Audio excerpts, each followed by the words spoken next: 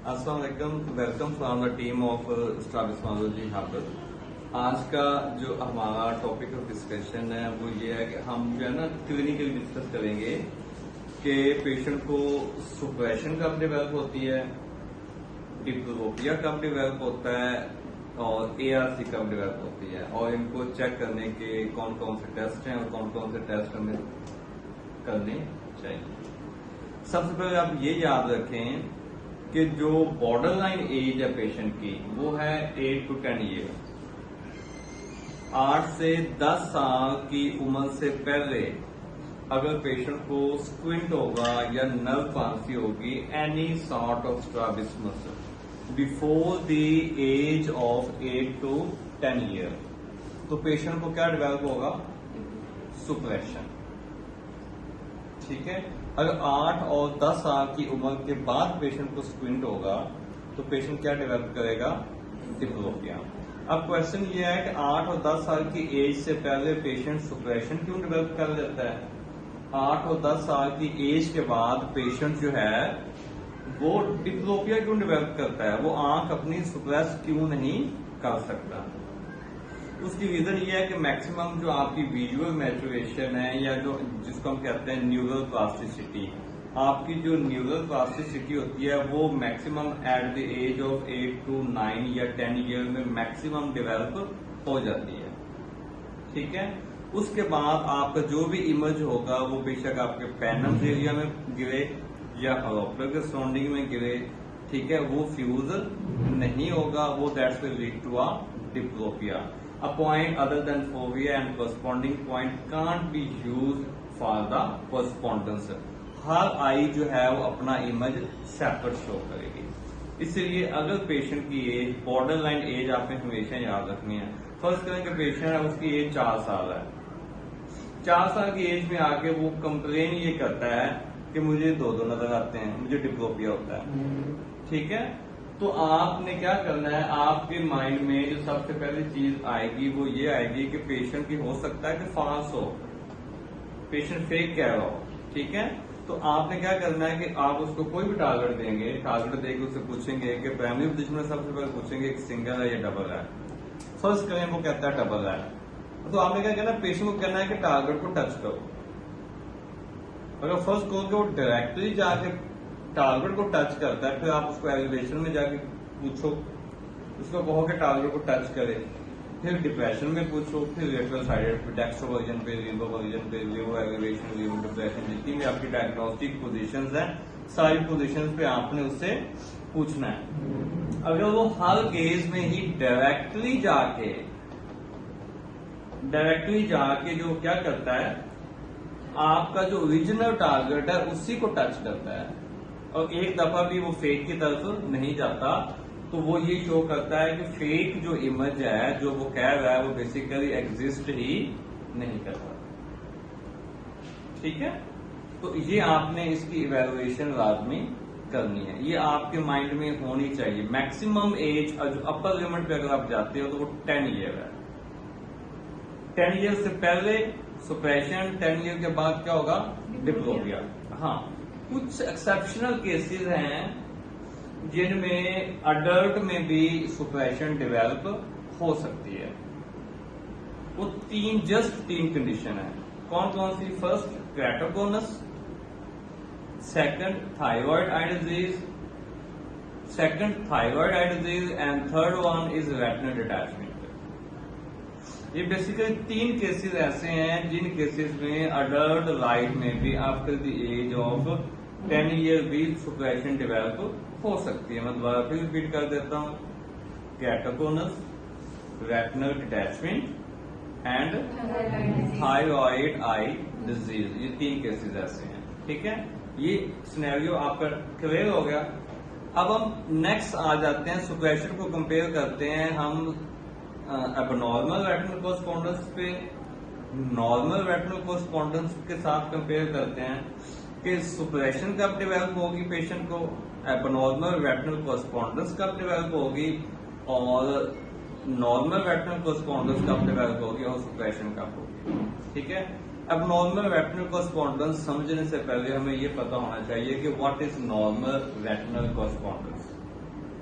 A phobia of one eye, एक आंख का phobia correspond with the phobia of the other eye. ठीक है, ये जो लिंक होता है, ये जो एसोसिएशन होती है, इससे फोबिया टू फोबिया नहीं होती. इसमें आपके नेजल और टेम्पोरल रेटिनल एरिया भी होते हैं. Phobia of one I correspond with phobia of other eye. ठीक हो गया. And temporal area correspond with nasal area of the other eye. Nasal area of the other eye correspond with temporal area of the other eye. और एक चीज हमेशा याद रखें, binocular single vision BSV is not a fixed relationship. It is a area to area relationship. अब ऐसा नहीं है कि आपका फोबिया दूसरे आई के फोबिया के साथ अगर correspond नहीं कर पा रहा तो आपको suppression गलत हो जाएगी. A point other than phobia like nasal and temporal retinal areas can also be used for the correspondence. तो बेसिकली जो हम बात करते हैं होरोप्टर की, होरोप्टर क्या होता है? Localisation of all the points in space. एक इमेजिनरी हमने एक लाइन क्रिएट की हुई है, उस लाइन के सराउंडिंग्स में जो भी इमेज फॉल करेगा वो हमें क्या करेगा? एक सिंगल इमेज दिखाएगा, राइट? अब उसके सराउंडिंग्स में एरिया होता है जिसे हम क्या कहते हैं? पेनम फ्यूजनल एरिया. अगर पेनम फ्यूजनल एरियाज में भी इमेजेस फॉल करते हैं तो हमें क्या दिखाई देते हैं? वो सिंगल दिखाई देते हैं. अब जो हमारा क्लिनिकली जो क्वेश्चन ऑफ अंडरस्टैंडिंग है वो ये है कि दो पेशेंट हैं, एक पेशेंट को स्क्विंट है और एक पेशेंट को स्क्विंट नहीं है. उसकी विजन 6/6 है. दूसरा पेशेंट है, उसको स्क्विंट है. हम वुल्फोर्ड डॉट टेस्ट करते हैं तो जो स्क्विंट वाला पेशेंट है उसको भी 4 लाइटें नजर आ रही हैं, 1 red 2 green and 1 white light. You can say 2 red 2 green. और जो नॉर्मल पेशेंट है जिसकी विजन 6/6 है, जिसको किसी किस्म की कोई ऑकुलर पैथोलॉजी नहीं है, उसको भी 4 लाइटें नजर आ रही हैं. Then how can you differentiate?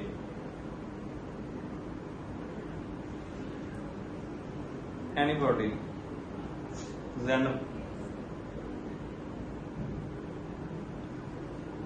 इसमें जो आपकी अपर लिमिट या जो बॉर्डर लाइन है वो है 20 प्रिज्म डायप्टर.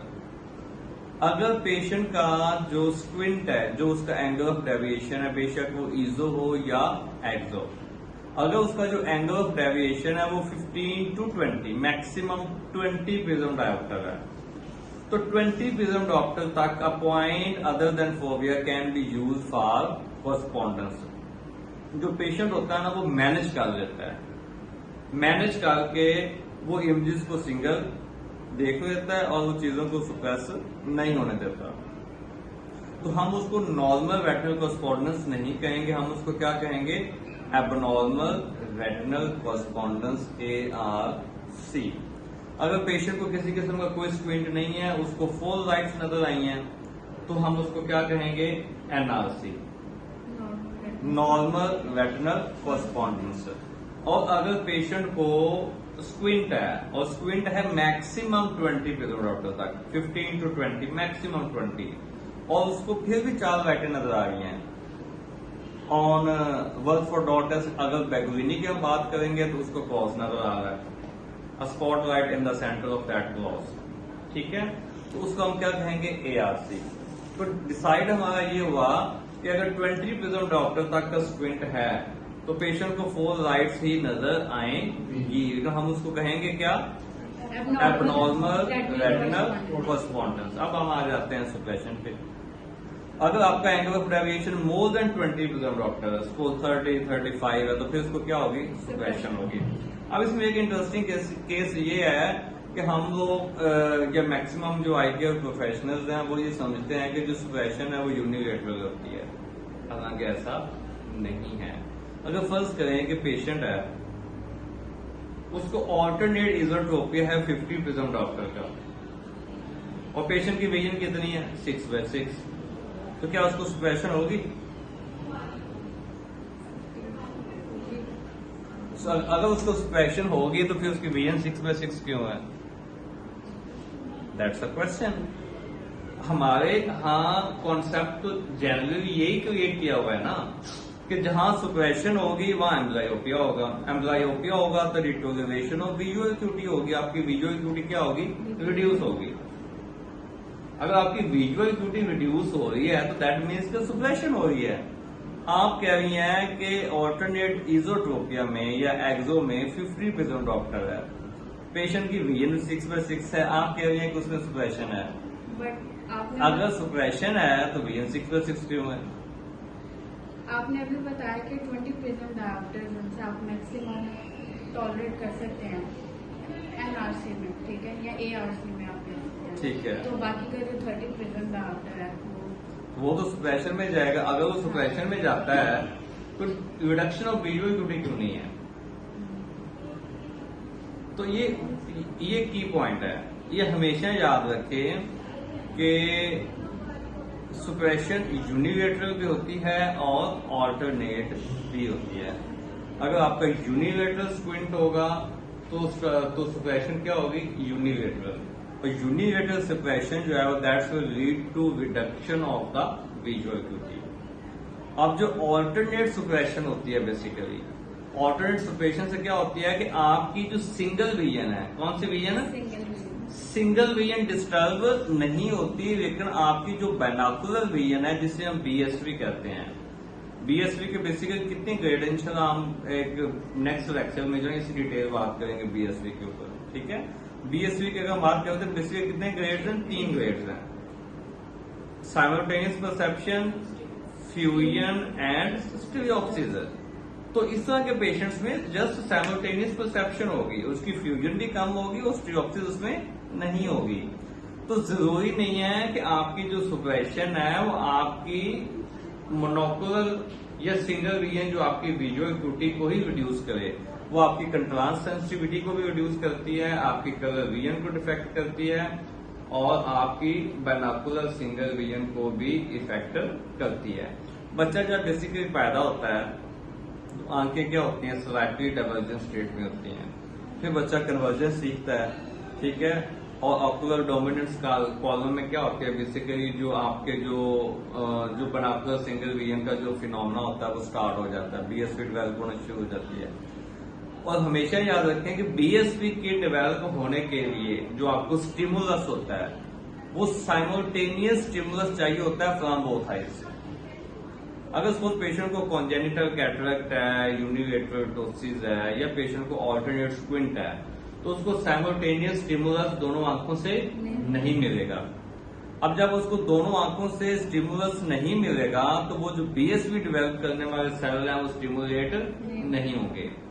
जो 80% सेल होते हैं वो बाइनोकुलर सिंगल विजन डेवलप करने वाले होते हैं, जो 20% होते हैं वो मोनोकुलर विजन डेवलप करने वाले होते हैं। तो जो मोनोकुलर विजन है, ऑल्टरनेट में जैसे पेशेंट अपनी फिक्सेशन स्विच करता है तो फिक्सेशन के स्विच करने से जो मोनोकुलर विजन है वो तो उसकी क्या हो जाएगी, डेवलप, लेकिन बाइनोकुलर विजन डेवलप नहीं होती। तो ये जो सेल होते हैं वो मैक्सिमम कुछ बुक्स में लिखा हुआ है कि 1 ईयर, कुछ में लिखा हुआ है 1.5 ईयर, लेकिन किसी भी बुक में ये नहीं लिखा हुआ कि मोर देन 2 ईयर। 2 ईयर तक मैक्सिमम जो है वो सेल वेट करते हैं कि उनको कोई साइमल्टेनियस स्टिमुलस मिले फ्रॉम बोथ आइज, ताकि वो स्टिमुलेट हो, ठीक है। जब उनको नहीं मिलता तो वो मोनोकुलर विजन में कन्वर्ट हो जाते हैं। इसलिए जो पेशेंट होते हैं जिनको ऑल्टरनेट स्क्विंट होता है उनकी विजन 6/6 होती है, वो मोनोकुलर विजन होती है, और उनकी जो बीएसवी होती है, जो डेप्थ परसेप्शन होती है, वो खत्म हो चुकी होती है क्योंकि उनको वो स्टिमुलस नहीं मिला होता, ठीक है। तो ये ऑल्टरनेट सुप्रेशन भी डेवलप हो जाती है। तो अभी हमने डिस्कस क्या किया था कि एनआरसी क्या होती है, एआरसी क्या होती है और सुप्रेशन क्या होती है। और सुप्रेशन में आगे उसकी फर्दर 2 टाइप्स हैं, ऑल्टरनेट सुप्रेशन और यूनिलेटरल सुप्रेशन। और डिप्लोपिया कब होगा, जो हम पहले बात कर चुके हैं, 10 ईयर के बाद जो है वो डिप्लोपिया होगा। और वर्क फॉर डॉट टेस्ट में हमें कितनी लाइटें नजर आएंगी, 5 लाइटें नजर आएंगी डिप्लोपिया में। इन केस ऑफ डिप्लोपिया में कितनी लाइटें नजर आएंगी, 5 लाइटें नजर आएंगी, ठीक है। This is all about suppression, ARC, NRC, diplopia and binocular single vision. तो बाइनोकुलर सिंगल विजन के ऊपर इंशाल्लाह हम जो है वो इन डिटेल बात करेंगे।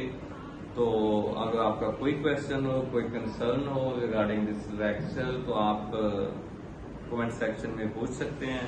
हाँ, अगर आप अपनी मर्जी की कोई वीडियो चाहते हैं तो वो भी हम अपलोड कर सकते हैं। तो please like, subscribe and share. हाँ शेयर जरूर कीजिएगा। अल्लाह हाफिज।